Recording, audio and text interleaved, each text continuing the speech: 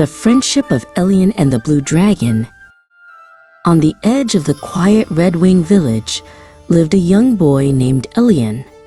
Unlike the other children who spent their days playing ball, Elian was often found scaling the high cliffs, clutching his grandfather's old, weathered notebook.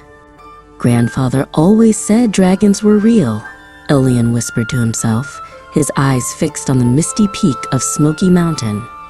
The villagers called him a dreamer, but Elian felt a strange pull coming from the clouds. He was certain a great secret was waiting for him up there.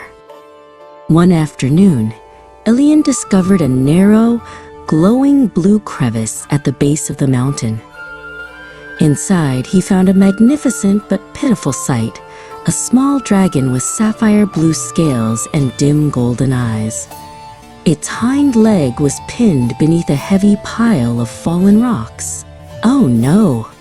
You must be the last dragon from Grandfather's legends," Elian exclaimed, his heart racing. The dragon, whom Elian decided to name Genie, let out a soft, heartbreaking whimper that echoed through the crystal-lined cavern. Using a thick, fallen branch as a lever, Elian put all his weight into moving the stones. "1, 2, pull," he grunted, his face turning bright red from the effort.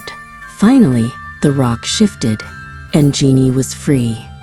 However, the dragon couldn't fly straight. His wings were trembling, and he kept sneezing uncontrollably. Every time Genie sneezed, a burst of bright orange flame shot from his nose. Achoo!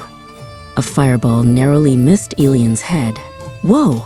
You have a dragon fever, don't you? We need to get you home and fix this." Elian carefully led Genie down the mountain through a secret path. As they trekked through the lush pine forest, Elian tried to keep the dragon calm. He gathered some frosty wild berries to help cool Genie down. "Try these blueberries, Genie. They'll cool your hot tummy," Elian said with a warm smile. Genie gobbled the fruit and seemed to relax, his tail wagging like a puppy's, occasionally knocking over a bird's nest by accident. They were becoming inseparable friends with every step they took. Their joy vanished when they reached the gates of Red Wing Village. The villagers shrieked in terror at the sight of the dragon.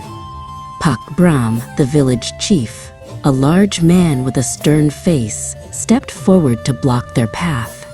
"Elian, what have you brought here?" "Dragons are omens of disaster," Pak Bram shouted, his voice booming as he raised his wooden staff. Elian tried to explain that Genie was hurt and needed help, but Pak Bram refused to listen, his face red with anger. The noise of the shouting crowd terrified Genie.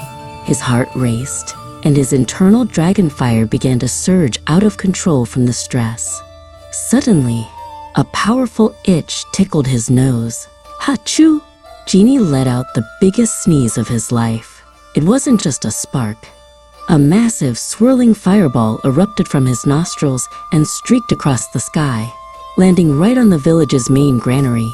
In seconds, the wooden building was engulfed in flames. "Genie, no! Stop!" Elian cried out as black smoke began to rise.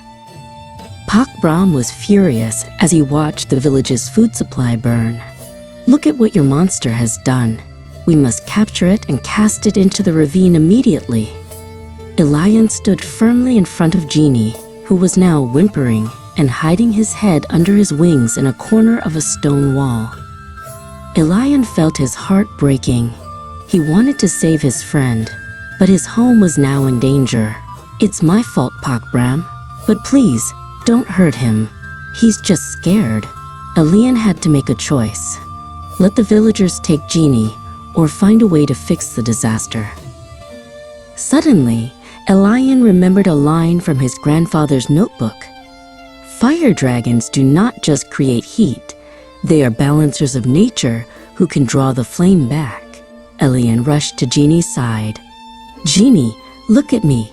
Elian held the dragon's face in his hands, forcing him to make eye contact. "You can stop this, friend. Suck the fire back in. just like taking a deep breath before a sneeze. I believe in you, Genie. Genie looked into Elian's eyes and, sensing the deep love and trust, he began to calm down. Genie stood tall and ran toward the burning granary. He opened his mouth wide and, instead of breathing fire, he began to inhale with incredible force. Like a giant vacuum, the roaring flames were sucked into Genie's mouth, turning into streams of pure glowing energy. The sweltering heat in the village began to vanish, replaced by a cool, fresh breeze. Elian stood beside him, cheering him on until the very last spark was gone. The villagers stood in stunned silence, witnessing the miracle. Redwing Village was saved, though they had much work to do to rebuild. Pakbram approached Elian and placed a heavy hand on his shoulder in a silent apology. From that day on, Genie was no longer seen as a threat, but as the village's guardian. Elian learned that with responsibility and compassion, even a disaster can be turned into a blessing. We're a great team, aren't we? Elian asked, stroking Genie's shimmering scales. Genie replied with a happy purr and puffed out a tiny heart-shaped cloud of blue smoke.